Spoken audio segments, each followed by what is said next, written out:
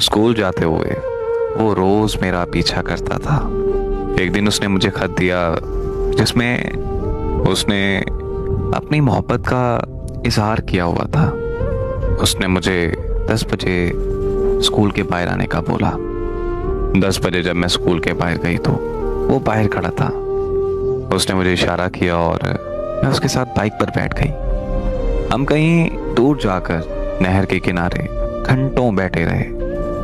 फिर जब छुट्टी का वक्त हुआ तो उसने मुझे स्कूल के बाहर उतार दिया।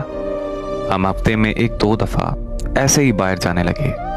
इसमें कोई शक नहीं है कि मुझे उससे पहली और सच्ची मोहब्बत हो गई थी। एक दिन मेरे घर वालों को सब पता चल गया और मेरे घर वालों ने मुझे खूब मारा।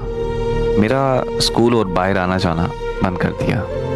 पर मेरे सर पर मोहब्बत सवार थी तो मैं उसके कहने पर उसके साथ घर से भाग गई। वो मुझे गांव से लेकर लाहौर आ गया। मेरी उम्र 18 साल से 10 दिन कम थी कोर्ट मैरिज करने के लिए। उम्र का 18 साल होना लाजमी था कोर्ट मैरिज करने के लिए। तो हम इंतज़ार करने लगे और हमने उसके दोस्त के घर जाना शुरू कर दिया। हम दोनों में जिस्मानी ताल्लुक भी कायम हो चुका था। एक दिन वो किसी काम से बाहर गया और वापस नहीं आया। उसके दोस्त ने मुझे बताया कि वो तुम्हें छोड़कर भाग गया है, तुम भी अब यहाँ से चली जाओ। फिर जब मैंने पीछे मुड़कर देखा तो मेरे माँ बाप ज़माने के तानों की वजह से खुदकुशी कर चुके थे। कहाँ जाऊँ, क्या करूँ, मुझे कुछ समझ नहीं आ रही थी। तो मैं उसके दोस्त के पाँव पड़ गई कि प्लीज़ मुझे अपने घर से मत निकालो। फिर मैं उसके साथ रहने लगी। वो और उसके दोस्त रोज़ शराब पीकर मेरे साथ जिनसी ख्वाहिश पूरी करने लगे।